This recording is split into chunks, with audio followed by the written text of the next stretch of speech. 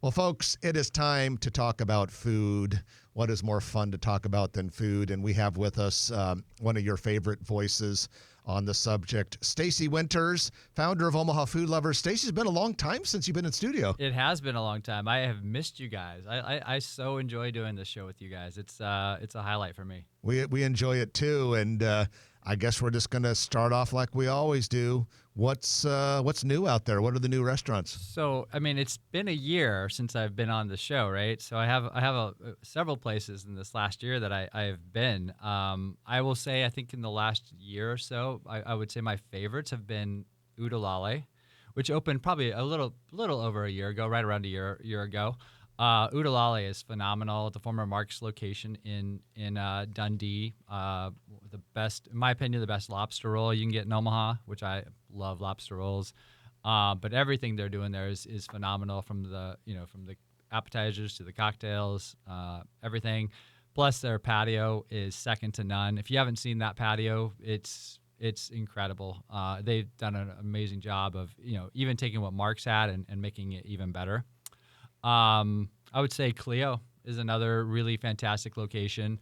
I would say probably the most Instagrammable restaurant we have now. The aesthetics of that place are incredible, but it's not just about the aesthetics. It's also about the food. They're doing some phenomenal Mediterranean food there. I love that Ben Maids with Au Courant is also kind of does all the research and menu development for Flagship, and he's done phenomenal with all of those restaurants. So they've got some unique dishes that that just incredible. A few others. I mean, I think Dumpling Empire, something that Omaha did not have previously. Kind of a traditional Chinese dumpling restaurant located down in Ralston. They have, I love soup dumplings, and you really couldn't find soup dumplings here in Omaha before. You go to like Seattle or, Vegas or, places like that. You could find some places serving soup dumplings. And one of the things I'm most excited about is they have the location in Ralston, but they're also opening up a second location already up off like 158th and Maple in the former Dickey's Barbecue joint up there. So that one will be much closer to my house. But yeah, they have some really good stuff. I like their chili oil noodles too. If you like a little bit of heat, they're making hand-pulled noodles, super, super good. So that's another one that I have really, really enjoyed. I could go with Cibo Vino, another Italian place that it's probably been around a bit over that timeline, but Cibo Vino has been a really nice addition to the old market. That corner of, I don't know, like 12th and Jackson, 11th and Jackson has had a bad history in the last probably 10 years of a lot of rotating restaurants. But I think Cibo Vino is one that I feel will stay, because they are making some legit Italian food there. So we went there in March with a large group of guests, and the service was spot on, and the food was delicious. So it was another good one. Stacy, to your point, over the last year, we have had a lot of great restaurants come in, and I feel like Omaha's a town where people really like to go out and get the new experience, the new food, the new restaurant. Is there any national data that Omaha with their restaurants compared to other cities? Anything out there like that per capita or statistics? That was I think that was kind of a myth for a long time. Like, we had the largest number of restaurants per capita. I think somebody did, the actual statistics and proved that was false. But I mean, I don't know if there's any statistical data. I think just from what I've seen, in our social media and groups and Instagram and all of that, obviously Omaha loves to restaurants, loves to support local. I think we are very, very blessed. I think one of the things we have here is the culinary school at Metro. Obviously brings out a good number, produces a high level caliber chef here in Omaha that we are lucky enough to have. That kind of segues in. I was at Sage Bistro just a couple of weeks ago with some friends, and I'd never been to Sage Bistro. Sage Bistro is the culinary school restaurant here in Omaha. where they're doing, at the lunch hours, they do kind of a more traditional casual type lunch. But in the evenings, they do a prefix menu with 4, 5, 6 courses, wine pairings, all of that.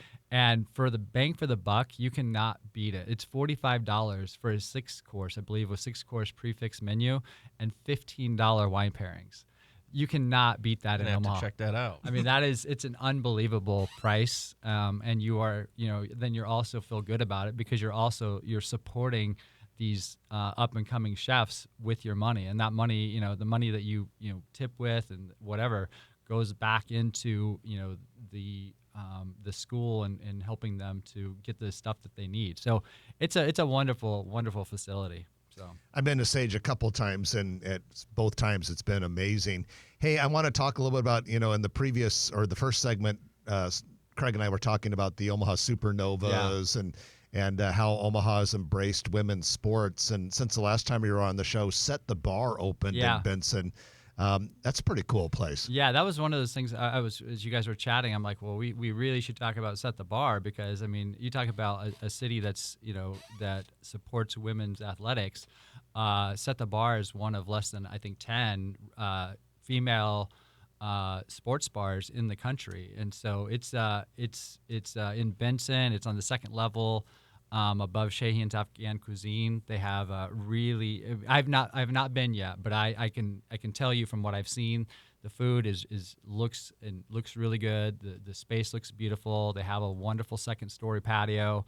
I really it's on my high list to check out. So it's something that I think should be hopefully successful here in Omaha with the amount of people that will come out and support women's volleyball, women's softball, all of those sports. And I think, having a place where that's going to broadcast all of those sports nationally, I think is awesome for this town. Craig and I are happy to have Stacy Winters with us today. He is the founder of Omaha Food Lovers. We love talking to Stacy about food. And Stacy, I do want you to say just this one thing really fast because we have a lot of listeners who love a good espresso martini, and apparently you found a good one. Yeah, so I did. I've been on a bit of a hunt. I've always loved Bloody Mary, so I've done my prowl with trying to find the best Bloody Marys. But now I'm like on the hunt for the best espresso martini, and I can say without a doubt the best one I've found is at True American, which is a newer bar on Leavenworth and the former Marleybone. If you are a fan of the Marleybone, you will not recognize it now because it's totally been revamped with an incredible back patio as well. But it's a very cool little retro vibe in there with a photo booth. But that espresso martini, I feel like what sets them apart is that they have they are making their espresso. They have an espresso machine behind the bar, so they're making the espresso there, and that espresso martini is super, super good. So Gonna have to try that one, Jeff. All right, and then you had mentioned also during the break that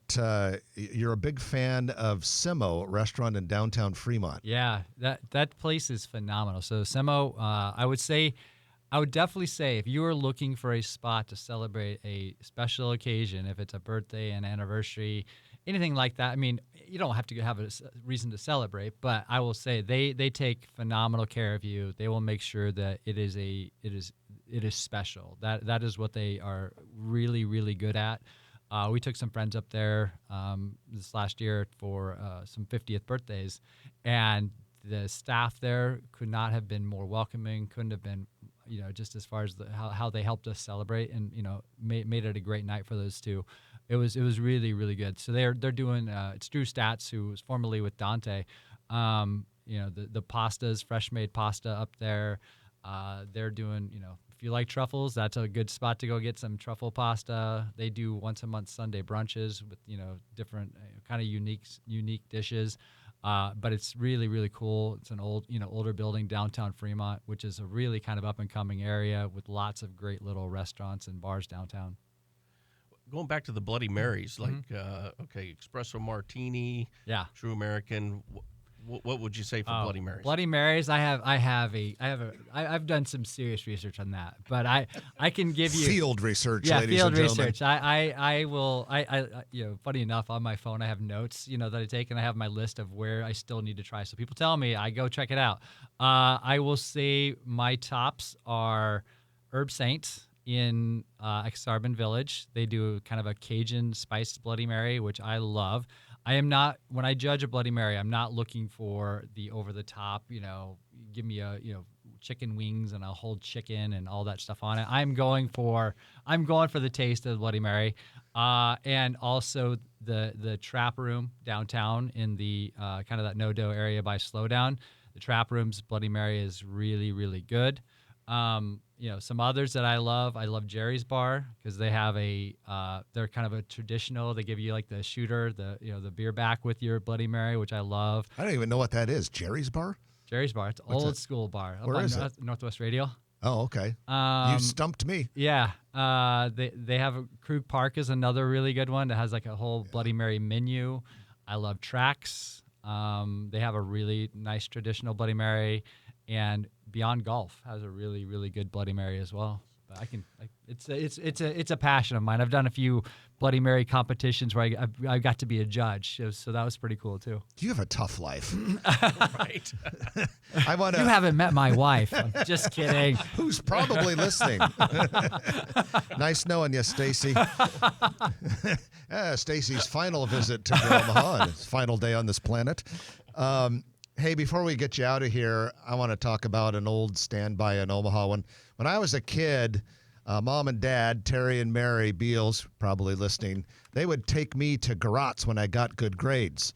Unfortunately, I didn't get to go to Garot's a lot. But when I did manage to get some good grades, we'd go to Garot's, and it was so good. And then people forgot about it. Yeah. It's my understanding that you're saying Garot's is kind is coming back. They're coming back. Yeah, it's been it got on my radar just because I love brunch, right? And so I was like, Garot's has brunch now. So like Saturdays and Sundays they serve brunch, and they have one unique dish that I have not found on anybody else's menu in Omaha right now. There was a place that served them for a period of time, but Japanese souffle pancakes are on the brunch menu at Garot's. That's a far cry from the steak with a side of moscacholi. Exactly. So Japanese souffle, and they're made like to order, so they're very like labor intensive. So they're like that, really thick, kind of jiggly, pancake. Super, super good. They have chilaquiles on their brunch, which if you like spicy, their chilaquiles would be right up your alley. But and then they have several other unique dishes, which I thought were really good. And they're getting like bread baked fresh from a place called Bread Monkey. So they're having like all of that done for like their Reuben sandwich. They're getting a fresh baked rye bread. So they're going back to more traditional, scratch made, cutting their steaks in house, things like that. And they also have I like the retro vibe in the bar area. So that bar, they're doing like live music on like every Saturday night, I believe. So a little jazz music, which I think is really kind of a cool, harkens back to the old time. Well, I have to go try out Garot's, folks, and maybe you could see Warren Buffett enjoying this new Garot's atmosphere. Who knows? But, Stacy, we appreciate you joining us and look forward to having you back again and making people hungry. All right. I love it. Can't wait to come back. Stacy Winters, founder of Omaha Food Lovers, and now you got a bunch of places that you got to go try if you heard something new. If you like this video, be sure to hit those like and subscribe buttons. And remember, Grow Omaha is not just media. This is a mission. We are trying to build up Omaha and make it an even better place. We can only do that with your help. Share this video with your friends, neighbors, and family.